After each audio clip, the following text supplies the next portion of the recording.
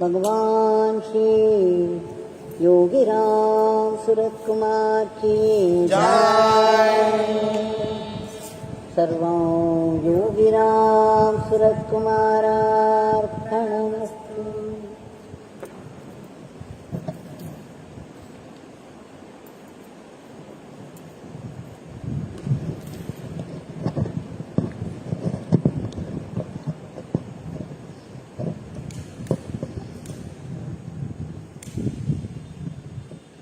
We could never thank Bhagwan sufficiently for all that he is doing to us already. Now this one more hour of Nama Sankirtan is yet another huge grace for which we have to offer our grateful pranams with the Nama flowers, more and more Nama flowers. Now yesterday, we saw how Bhagwan came in the form of a butterfly and gave messages. And Muthukumar was sensitive enough to learn from that. But not many of us are that fortunate. All the same, we could be sure that when we need and invoke grace, Bhagwan will surely come in the form of a butterfly. We could recognize. Nobody could miss out on that.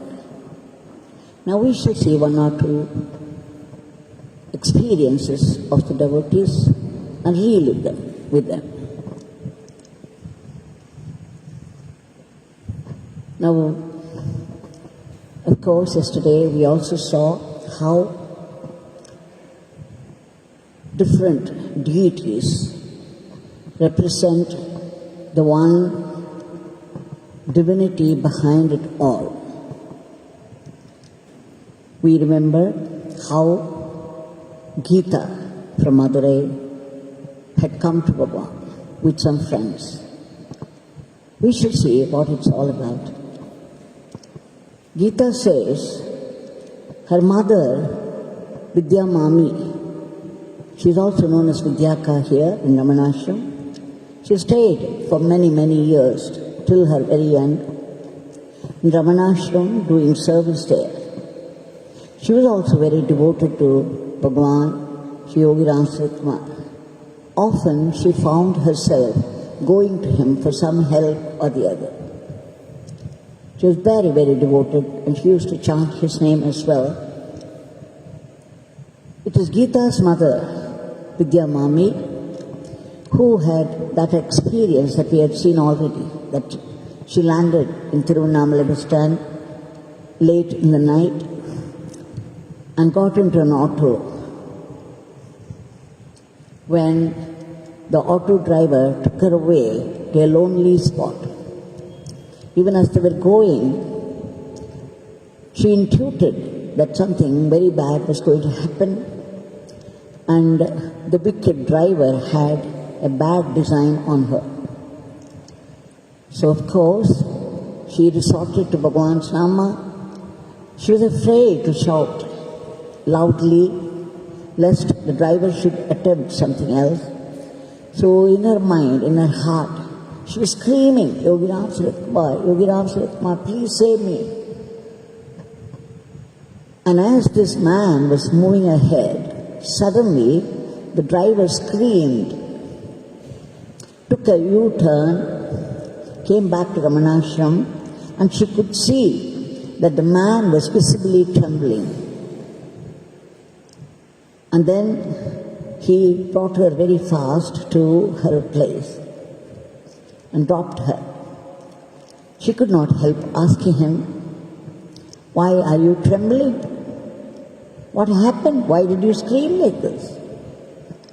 And the man said, do you know, I had some wicked design on you, but then on the way, right in the middle of the road, there was an old man waving an iron rod before me, and there was fire in both his eyes. So I had this fear for my life. And that's why I screamed at. Who is that old man, Amma? How is he related to you? Why would he stand there in that lonely spot right in the middle of the road? He was going to kill me. Of course she knew who it was. And she had been crying, thinking how he saved, Bhagwan saved her. This, of course, is a teaching lesson for all of us. I used to tell even the young children, girl children who would come here, I would teach them Yogi Ramsuratkumar Naama and say, when you look at a man and feel frightened, immediately chant this mantra. Call Yogi Tata, Yogi Ramsuratkumar, Yogi Ramsuratkumar. And the man would be frightened and run away. And of course, this applies to all the women who have necessarily to go out alone, especially after it gets dark, especially the IT people. How many of them come back home? Of course, not now during this COVID period, but before that and perhaps after this also. Yogi Ramsuratkumar is our only resort. He is our only escort at such times. And there are stories how at the screaming of Yogi Ramsuratkumar by the woman, the men, the drunkard men, ran away frightened. Now it's also Gita's mother, Vidhya, who gave us that experience, the story of how she took upama with many chilies, because Bhagwan liked it that way, and also some sweet kheer for Bhagwan, and it was with her Bhagwan played that leela, that he took chili after chili. He swallowed all those 12, 13 chilies and gave only the cashew nut to her, one after the other, to indicate that he would eat up all the chilies of our life and leave only the cashew nuts for us to enjoy. Vidhya Maami had gone there with her head full of problems, but as soon as she reached there, she got absorbed in Bhagwan's eating it. She was so devoted. She was like a mother just looking upon Bhagwan eating it. She completely forgot her problems, and all she could think of, how Bhagwan ate it. So this again tells us something that we have to learn. Once you take refuge at the feet of a great master, we have nothing to fear, we have nothing to worry. We have to take refuge at his feet, the Guru's lotus feet, and the mantra given by the Guru will do. And he would see to it that all the chilies of our life are eaten up by another source, and only the cashew nuts will be left behind for us to enjoy. But then you must have this faith, deep faith. Now, we shall come to Gita herself. She says, her mother, whenever she came to Madurai from Tiruvannamalai, she would share her experiences with her daughters, who were studying at the time. Gita was only 21. And one day, her friend Sudha came running to her. She was very agitated, and she said, Akka, my mother is committing suicide. Please come, please come. Please save her.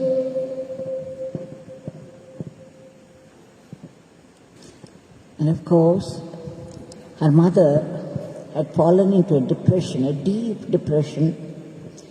She had many ups and downs to go through in life. And the vicissitudes of life had brought her to this level that she felt suicidal often. And it struck Gita the only way out for her is to take her to the yogi her Amma was mentioning often. So she said to Sudha, let's go to Tiruvannamalai, we shall take your mother also there. So that's how when they came to Sannadi Street House to meet Bhagwan, it was the 80s at the time, that Bhagwan asked her, as usual, what do you people want from this beggar? And when he left them, that is when he said to that mother of Sudha, Shantha, you keep this beggar's portrait and you sing songs of bhakti on Meenakshi Amma. My father, Shri Rama, will bless you, give you love, and do the needful. Just see, mentioning of so many deities to point out that they're all one and the same. No matter what the form is, what the name is, the divinity is that one divinity which has become all. And of course, Gita says that mother, Sudha's mother Shantha, after she came back, there was a complete sea change, as they call it. She began to sing songs of Meenakshi before the picture of Bhagwan. And slowly, slowly she picked up strength of mind. And what was more, soon she began to compose songs on Meenakshi. And she slowly advanced spiritually also, that at times she would share her spiritual experiences with Gita.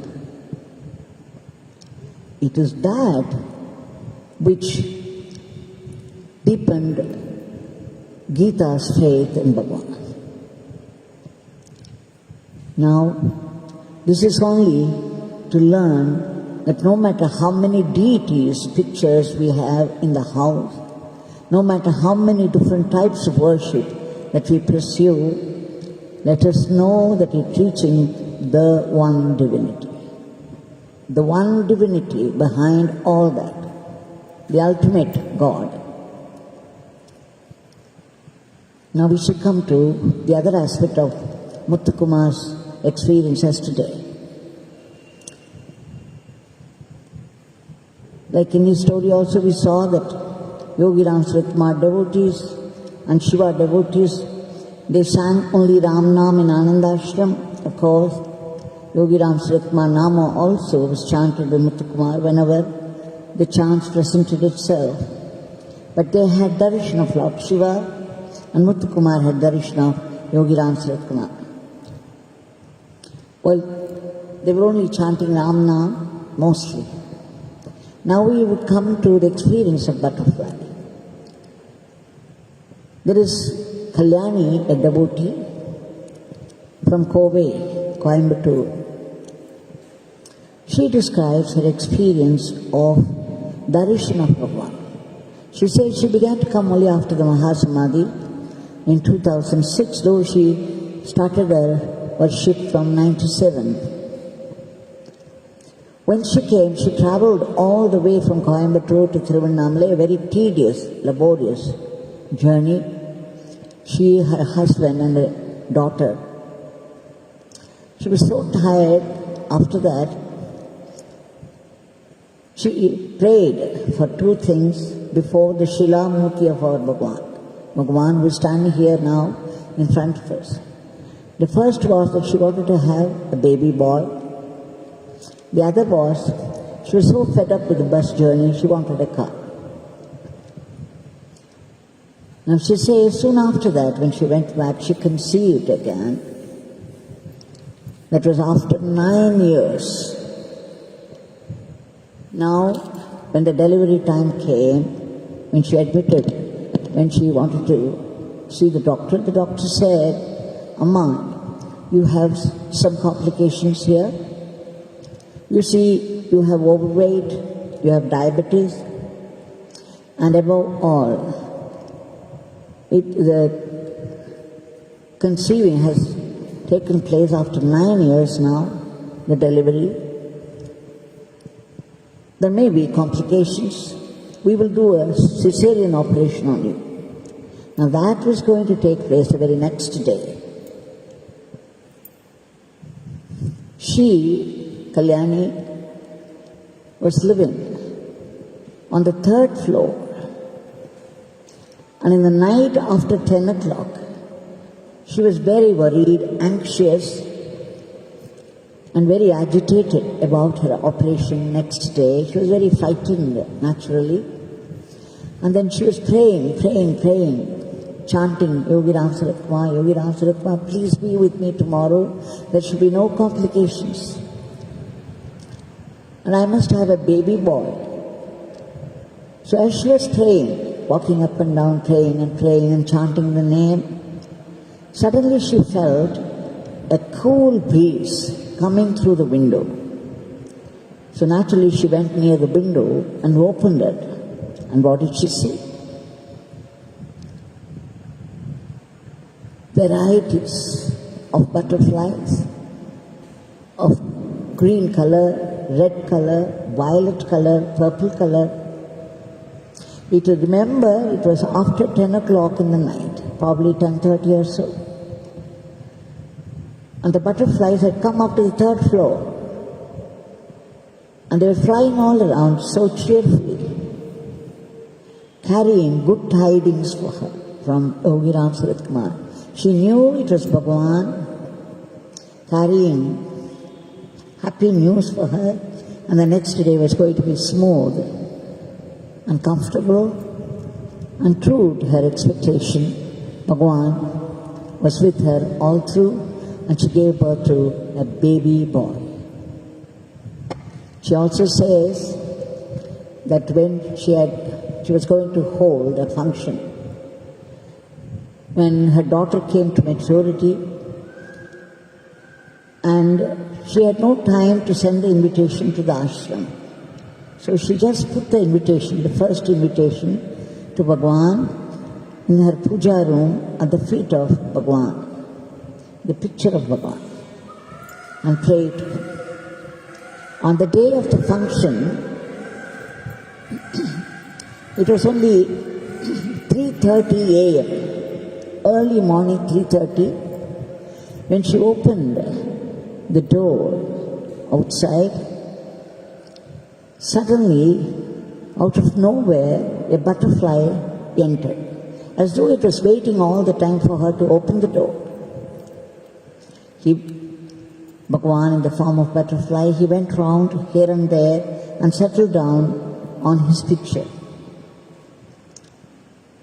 to bless the whole function. So you see, whether it is late in the night or early in the morning, any time you call out, you invite Bhagwan by invoking his grace, by chanting his name and praying, Bhagwan would surely be present, and mostly in the form of butterfly, which we can see physically. Now, doesn't that remind us of another incident way back?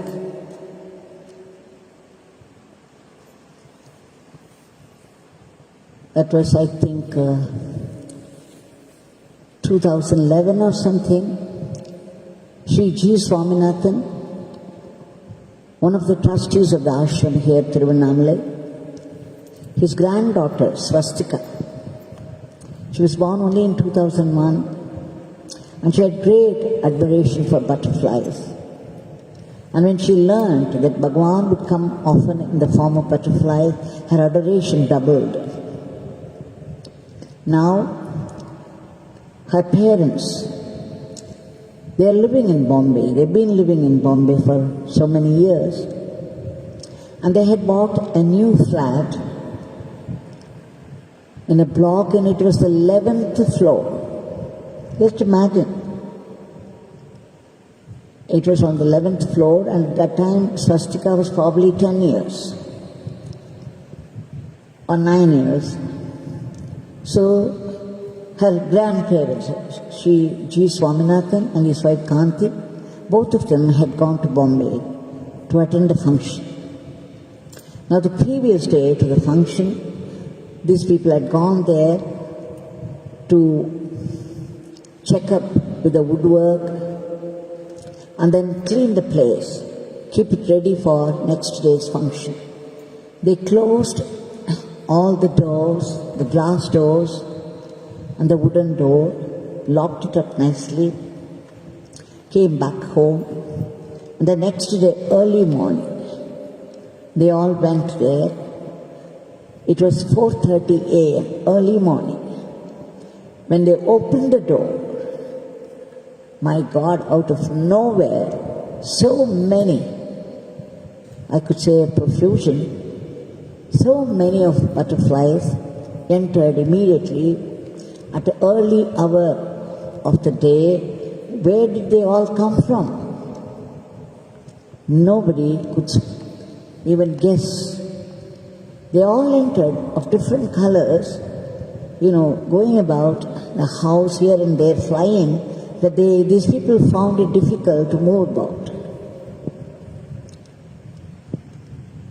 Because they had prayed so much and they had faith, complete faith, that Bhagwan would be present on the occasion to bless the house, to bless all of them. And to the surprise and wonder of Swastika and our people, many of them were whirling around. And finally, slowly, as the function proceeded, the number decreased, and only one of them went up and sat there above the picture of Bhagwan. And it stayed on till the Homa was over. Such a specific movement, specific blessings from Bhagwan to let people know that it is He who had come in the form of the butterfly, that they were not to take it lightly. Of course, the real devotees would know instantly it was Bhagwan. One could easily make out, like yesterday we saw, the aimless, usual butterflies that go after flowers and honey are different, and Bhagwan in the form of butterfly is completely different. So you see, it is why I mentioned this butterfly incidents. Today, the situation in India, everywhere, how people are panicking. The panic is playing more havoc than the pandemic. And of course, so many people have been afflicted with this disease. And what is more, unexpected deaths also happen. Though of course, we get the news nowadays that it's decreased considerably, thanks to Bhagwan. So today, again we should submit our prayers at the feet of Bhagwan.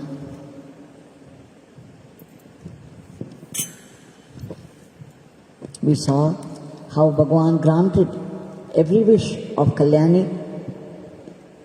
He gave her a baby boy. He appeared before her in the form of butterfly. And after that, when she took the baby boy with her husband, she had a car. And again, in other experiences, we see how promptly Bhagwan presents himself in the form of a butterfly. The butterfly stands for freedom. You see how cheerful it is, the butterfly, and how free it is. Now, in today's situation, we want to be butterflies ourselves. We are all stuck up inside our little homes, and sometimes 5 people, 6 people in one small space. Can't imagine how day after day after day they would be thrown into each other's company with nothing else to look forward to. The online classes, we don't know, there must be new problems now at home than ever before. Now sometimes this happens when people have pet animals, pet birds. Like many people keep parrots in a cage. Many people have dogs for pets and they put them on a leash. Tie them up. Their nature is to go about freely, and against their nature, for our own reasons, we keep them as pets. Now all such people would have to go through something like this at one point or the other in life. It's all karma. So let us at least remember that the karma is getting over. And what is more, Bhagwan always puts a blessing when the bad karma plays up. No matter how bad it is, it also carries a blessing for your own transformation, for your closer kinship with God. So let's pray to Bhagwan, no matter what we had done, and we must have done many, we pray to you a million times to intervene and bestow your blessings upon the entire humanity in general, and India in particular, or countries like India which goes through this phase right now, to free them from the dreadful grip of this monstrous virus and its variants, and bring back life to normal everywhere, in every aspect of life. And Bhagwan, kindly root out the fear and all negativities from the hearts of people. Arrest the rapid spread of the disease. Enter those medicines, injections, and the gadgets needed by the patients, COVID patients, and kill the entire clan of viruses. And Bhagwan, all those people who are stranded for lack of rooms in the hospital, for lack of medicine, for lack of treatment, only your grace can reach out and provide them with what is necessary so that they get well soon and return home safely. And again, all those great brave soldiers who labor so hard day and night for the sake of the others at the very risk of their life, please provide them protection. Of course, you yourself would do it, because what they are doing is no less tapas. You yourself would reward them for their work, for their selfless work. All the same, it is our duty, it's what we feel, that we appeal to you for their protection and all-round well-being. And Bhagwan, please give a boost to economy. Above all, bless us with constant remembrance of your name. Bless us also with the right attitude, the attitude of being a good instrument in your hands with gratitude, to go about our lives as an offering to you. And the last, but the most important of all, is please give us, bless us with that transformation, purification, that one day we would be able to see only your presence and grace in every happening of life. Jai Yogi Ramsuratkumar.